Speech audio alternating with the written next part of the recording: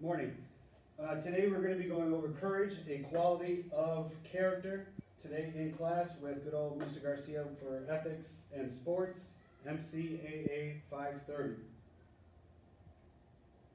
The topic that we're going over is courage. What we are going to be hitting are all of these in different slides. I'm not going to go over them immediately because we will be going over them specifically slide by slide. First, the concept of courage. The concept of courage, this is my ism. Courage is the ability to choose to do right when it is much easier to do wrong, especially knowing that by choosing to do right, you may stand alone. The purpose or the point of this quote was most people think courage is something simple, something that can be done easily, and the majority of people don't understand that courage is something that is difficult, and courage needs to be done on a regular basis. Types of courage.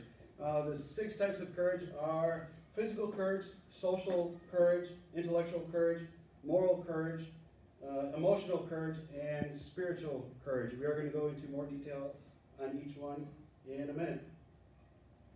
First, Webster, the good old dictionary. The dictionary's definition of courage.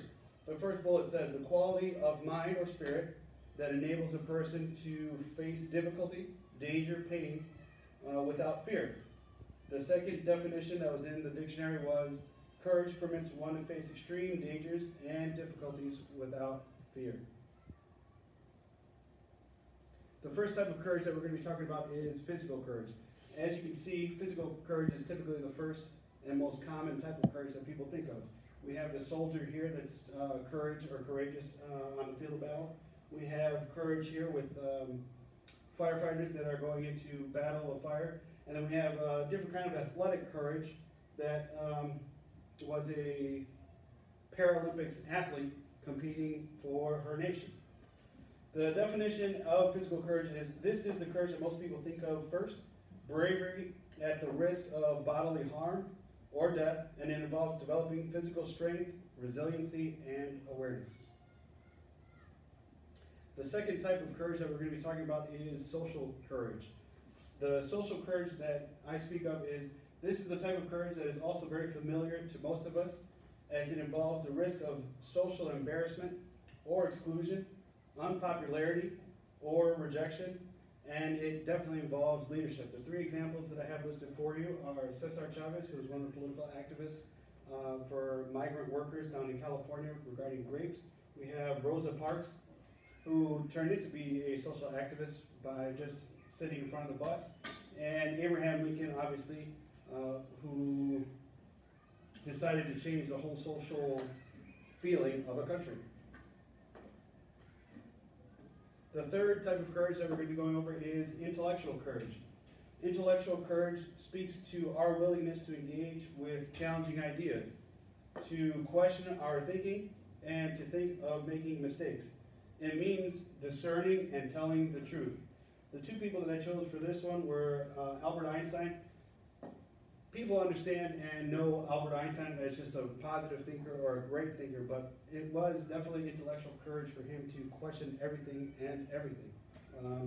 The second person I chose was Dr. Martin Luther King. The reason I chose Dr. King was because even though he probably could have fit under the social courage, I thought that it was proper to put him in intellectual courage because he actually forced people to change their minds without using violence, and that was something that was much needed at the time. The next type of courage that I'll be talking about is moral courage. To me, the most interesting part of the description of moral courage is actually the last line, which says, it is not about who we claim to be to our children and to others, but who we reveal ourselves to be through our words and actions. The 2 pictures that I put up here were parents and coaches. This struck me as very good pictures because both coaches and parents have to morally bring up their kids and give them ethics and moral upbringing. And for them to be able to do that, they have to live a life that they believe in. because kids are the best ones to figure out if someone is lying or faking the type of morals that they, or character that they might have. The next one that we're going to be going over is emotional courage. This type of courage opens us to feeling the full spectrum of positive emotions at the risk of encountering the negative ones. It also is strongly correlated with happiness. The picture I put here was a group of students in a classroom, and the reason I chose this as emotional courage, I actually did a little study with the kids in my class, and one of them described courage as courage is not being afraid to be yourself. As an 8th grade student here at the school that I teach, and I thought that was a very good quote, because kids, especially at that age, are developing who they are and who they're going to be as people, and it's difficult for them at that age to describe themselves. And in doing that, it takes courage, emotional courage, to be able to talk about themselves, especially amongst their peers. So I thought that was very fitting. The last type of courage that I'm going to be talking about is spiritual courage. This fortifies us when we grapple with questions about faith, purpose, and the meaning, either in a religious or non-religious framework. To me, this one was also a very easy person to think of, which was Mother Teresa. Obviously, she had spiritual courage because she chose to look past boundaries such as color, race, and social barriers. And this is one of her famous quotes over here that describes her way of being, which is be kind to people anyway, succeed anyway, be happy, do good, and give your best, no matter what other people say. So that was definitely a type of courage displayed by Mother Teresa. This movie clip, I love this movie. This movie is called In the Heat of the Night. When you get a chance, please click on the YouTube link. It'll take you directly to like a 3-minute clip of the movie. And the best part about it is when he talks to the other police officer and says, "They call me Mr. Tibbs." He displays in this movie many types of courage. I'm just curious of what types of courage you see when you click on the clip.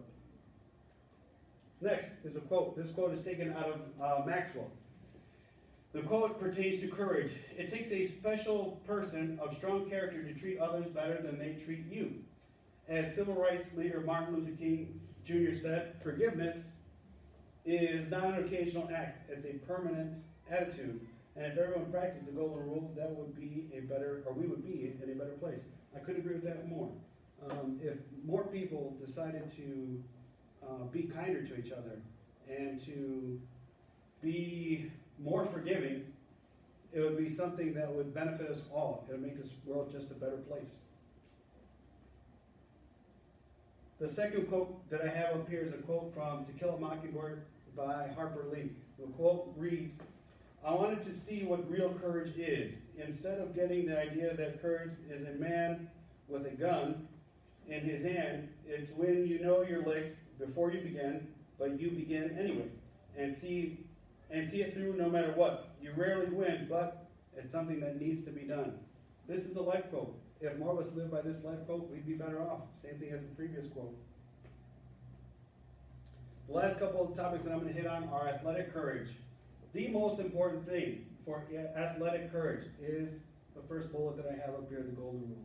If as athletes, we agree to compete in honesty, we agree to compete with honor, then there can't be anything better than that. Coaching courage.